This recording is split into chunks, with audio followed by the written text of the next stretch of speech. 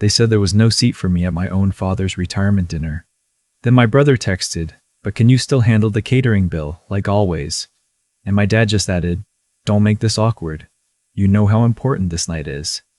I didn't argue. I didn't call anyone out. I just stopped. I have been the invisible infrastructure of my family for 11 years.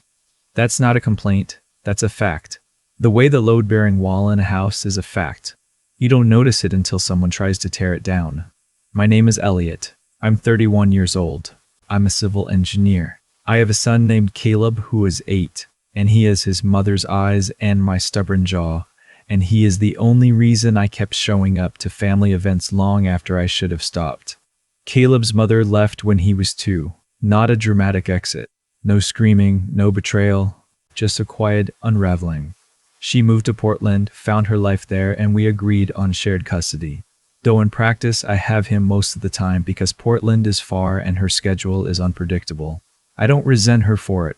We text sometimes. We're civil. What we were to each other burned down cleanly, and we both walked away from the ash without looking back. My family, though. My family never stopped demanding I carry their wood. My parents live in Naperville, Illinois, the same house I grew up in. A 4-bedroom colonial with a 2-car garage and a kitchen that always smells like my mother's coffee. My father spent 32 years as a department head at an insurance firm. My older brother Derek is a sales manager at a tech company in Chicago. My younger sister Paige is in her 3rd year of law school, which my parents funded entirely, a fact that never comes up in conversation but that I have never forgotten. I funded my own degree. Worked 2 jobs through college, took out loans I spent 6 years paying off. When Caleb was born and his mother and I were still trying to make it work, I took a 3rd job on weekends doing AutoCAD consulting for a small contractor. I mention this not for sympathy but for context, because what comes later only makes sense if you understand where I was standing. My family has a habit. I didn't name it for a long time, because naming things makes them real, of distributing responsibility without distributing recognition, meaning I paid for things. I organized things, I solved things, and at every family gathering I was seated just slightly outside the circle of credit. The Thanksgiving my father's knee surgery bankrupted what was left of my savings. I transferred $12,000 because he was uninsured for the procedure and too proud to ask his own siblings.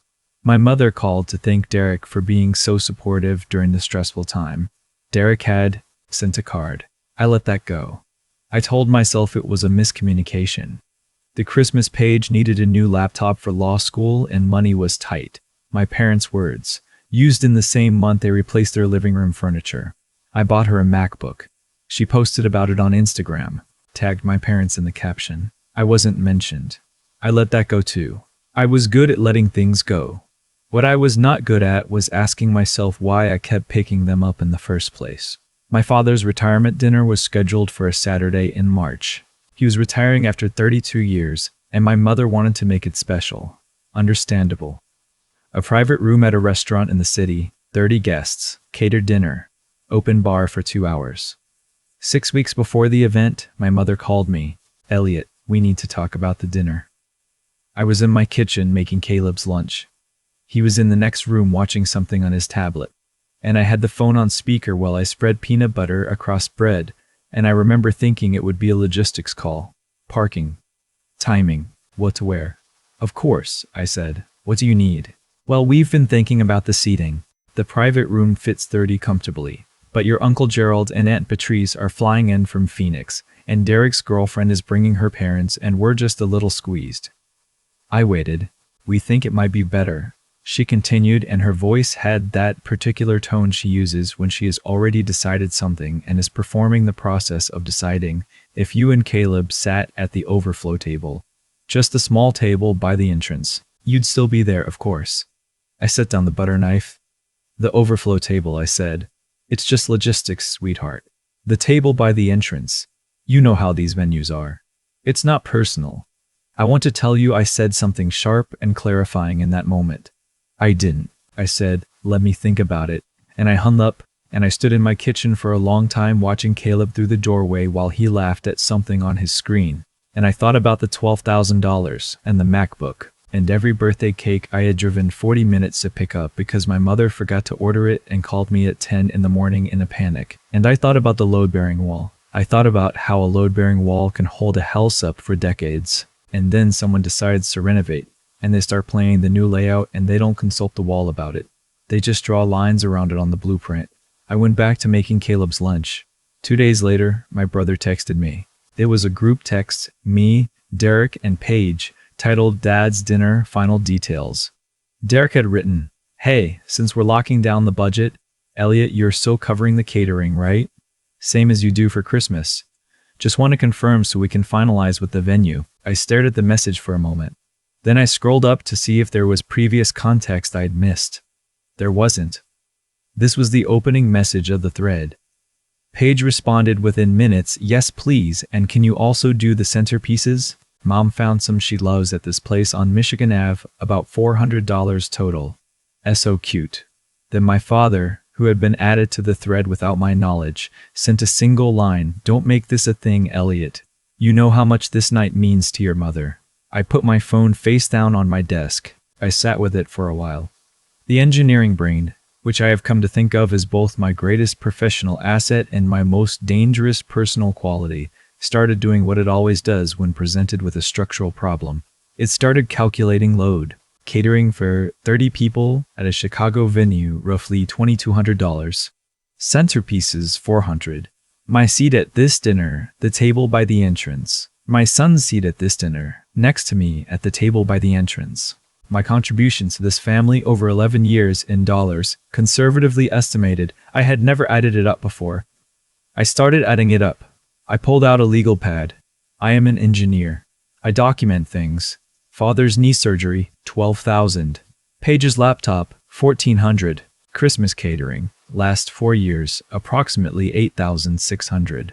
Thanksgiving groceries, last 6 years. My mother always called me 2 days before and I always went to Costco, always paid, never reimbursed, approximately $3,000. Derek's moving truck rental when he relocated to Lincoln Park 2 years ago, $600. Paige's bar prep course that my parents couldn't swing that semester, $2,200. Various emergencies, repairs, school supplies, and the birthday cake situations, I stopped counting at $4,000. I put the pen down. I looked at the number at the bottom of the page. I did not feel angry. I felt something more precise than angry. I felt the specific sensation of a structure becoming suddenly, irrefutably legible. I picked up my phone. I reread the group text. My father's message. "Don't make this a thing." I typed one word into the thread. "Okay." Then I put my phone in my desk drawer and called my friend Marcus. Marcus has been my best friend since sophomore year of college. He is a project manager, meticulous and unsentimental, the kind of person who sees situations clearly because he has no emotional stake in making them look different than they are. When I told him what had happened, he was quiet for a moment. Then he said, "What are you going to do?" "I'm not going to the dinner," I said. "Okay, and I'm not paying for the catering." "Also okay, and I think," I said, "I'm going to write them a letter." Marcus was quiet again. Then, "What kind of letter?" "The kind with a spreadsheet attached." He exhaled slowly. "You want to talk through what that looks like?" "Not yet. I think I need to sit with it first." "All right," he said. "But Elliot, whatever you decide, make sure Caleb is somewhere he doesn't have to watch it happen." I hadn't thought about Caleb. Marcus had. That's the kind of friend he is. For 2 weeks, I said nothing to my family. They sent messages. My mother confirming the menu and asking my opinion on the chicken versus salmon entree as if I were simply a consultant. Derek asking for my credit card number to lock in the reservation. Paige sending me a photo of the centerpieces with 3 heart emojis. I read every message. I did not respond. On a Tuesday evening, I sat down at my kitchen table after Caleb was asleep. I had his drawings spread across the refrigerator, a dragon he'd made at school, a house with a lopsided chimney, a portrait of the two of us where I had an enormous head and stick legs. I looked at those drawings for a while. Then I opened my laptop. I wrote the letter carefully. I am not a writer, but I am a person who understands that precision matters.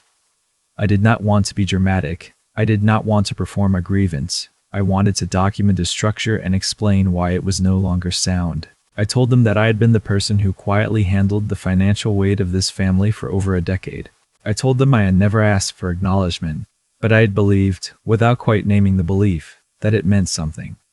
That being the one who showed up, who paid, who solved, was a form of belonging. I told them that being placed at the entrance table, while my financial contribution was assumed as a default, had clarified something for me, not because the seating itself was the wound, but because it was so unremarkable to them. No one hesitated. No one thought to ask. My mother called it logistics. I told him I had a son who was 8 years old, and that he had been seated at that same entrance table in the family blueprint. Not maliciously, perhaps, but consistently. And that I was not willing to teach him that the people who carry the weight sit closest to the exit. I attached the spreadsheet, clean, organized, not accusatory in tone, just accurate. Column A, date. Column B, description. Column C, amount. Total at the bottom. I did not ask for reimbursement. I said so explicitly. I was not sending a bill. I was sending a record, so that the next time someone in this family reached for the word logistics, they would have a precise understanding of what that word had cost. I said I would not be attending the retirement dinner. I said I hoped it was a beautiful evening and that my father had a long and peaceful retirement. I meant both things. I said I would be in touch when I felt ready. I sent it to my mother, my father, Derek, and Paige, individually, not as a group text. I wanted each of them to read it without the noise of each other's reactions. Then I closed my laptop and went to check on Caleb, who was asleep with one arm dangling off the mattress and his mouth slightly open. I tucked his arm back under the blanket. I stood there in the dark for a minute listening to him breathe. The responses came fast. My mother called 4 times that night. I let it go to voicemail. Her first message was stunned silence followed by, "Elliot, I don't understand what this is." Her second was hurt. Her third was sharp. Something about ingratitude and family loyalty and the fact that she had given up her career to raise us, which is a sentence she deploys with great precision when she feels cornered. Her fourth message was quiet, and she just said my name twice and then hung up. Derek texted, "This is insane. You're seriously not coming because of where you sit? That's incredibly selfish." He followed it 20 minutes later with, "Also, that spreadsheet is manipulative and you know it." I noticed he did not dispute any of the numbers. Paige called once and left a message that was genuinely tearful. She said she hadn't realized. She said she was sorry. It was the only apology I received, and I want to be honest about that. Paige meant it. She was 25 and absorbed in her own life, and sometimes people don't realize the weight others are carrying because no one told them, and the weight carrier never complained. I held that apology gently. I didn't dismiss it. My father did not call. He texted one sentence, "I'm disappointed in you." I read it 3 times. I waited to feel something corrosive. Shame, guilt, the old familiar urgency to smooth things over and reassure him that I was still useful, still present, still worthy of his table. I waited. It didn't come. I typed back, "I know. I hope the dinner is everything you wanted it to be." Then I blocked his number for 30 days. Not permanently, just long enough to breathe. The weekend of the retirement dinner, I took Caleb to the Indiana Dunes. It was a cold March Saturday, sharper than I expected, and we wore too many layers and ate gas station sandwiches in the car before hiking down to the water. The lake was steel gray and enormous, and Caleb stood at the edge of it with his arms out like he was trying to measure it. "How deep is it?" he asked. "At the deepest point, about 923 feet, I said. He turned and looked at me with the particular expression he has when he thinks I'm making something up. "That's enormous," he said. "It is."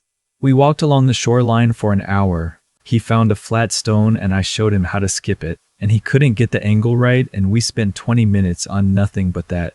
The angle of the wrist, the release point, the flatness of the stone, until he got one that hopped twice and he erupted like he had won something major. On the drive home, he fell asleep in the back seat with his face against the window and the streetlights moving across him in long, slow intervals.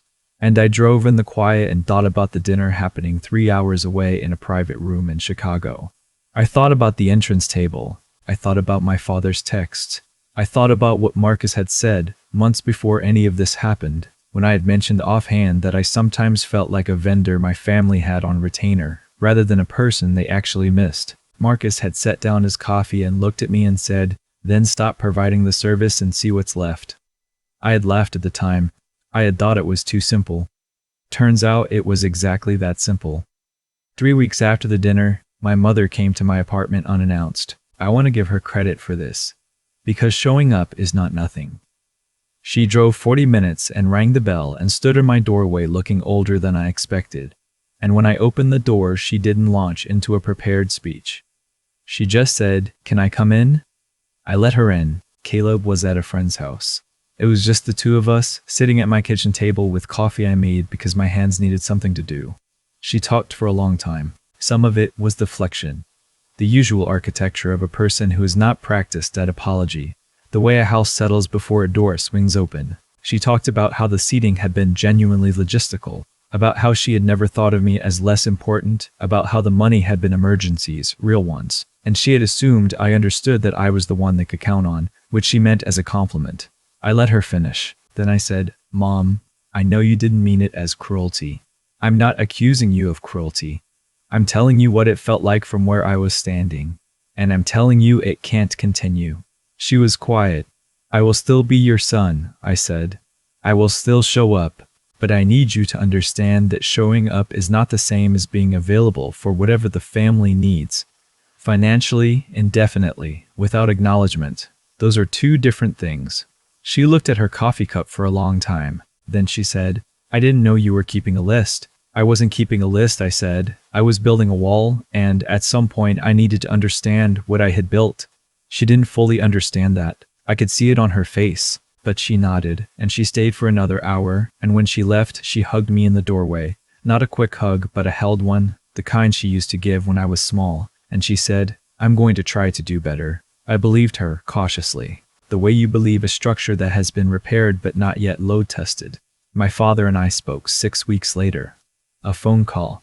40 minutes. He is not a man who apologizes easily. His generation wasn't built for it. But he said something toward the end of the call that I have thought about since. He said, "I think I took you for granted because you never seemed like you needed anything." I said, "Everyone needs something, Dad."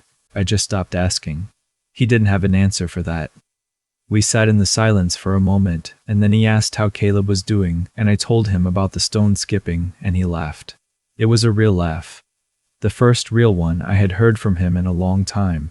We are not repaired. I want to be clear about that.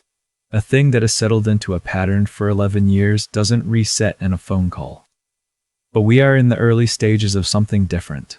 Something more honest. It is slower and less comfortable than the old arrangement, and I think that's probably what honest things feel like when you've been living with a comfortable fiction for a long time. Derek and I have not spoken since the text exchange. I expect that will take longer. Derek has the particular stubbornness of a person who knows he was wrong and has decided that knowing it is sufficient, that no further action is required on his part. I'm not waiting on him. Paige texted me on my birthday. Just a voice memo. She was walking between classes and she said, "I've been thinking a lot about that letter. I want to have a real conversation when things settle. Happy birthday, Elliot. Tell Caleb his aunt misses him." I played it twice. That one I'm holding on to. What I know now, that I didn't know 11 years ago, is this. Being the person a family relies on is not the same as being the person a family values. Those two things can overlap. In a healthy structure, they do. But they can also diverge so slowly that you don't notice the distance until you're standing at an entrance table, watching the room fill up without you, and someone texts to ask if you got the catering confirmation. I know now that I was teaching Caleb something without meaning to. I was teaching him that this was what love looked like. The silent absorption of cost, the endless availability, the willingness to sit at the table by the door because logistics require it. I was teaching him that you earn your place by being useful, and that you lose your place when something more important comes along, and that the appropriate response to both of those things is to say nothing and keep paying. I don't want him to learn that. I want him to learn that the people who love you make room for you. Not because you catered the dinner, because you're you. He got a stone to skip 4 times last week, out at the retention pond near our apartment, a gray Tuesday after school. Both of us in our jackets with the wind coming off the water. 4 skips, and he looked up at me with an expression I can't fully describe. Something between disbelief and pure animal joy, and he said, "Did you see that?" I was already looking at him. "Yeah," I said. "I saw that."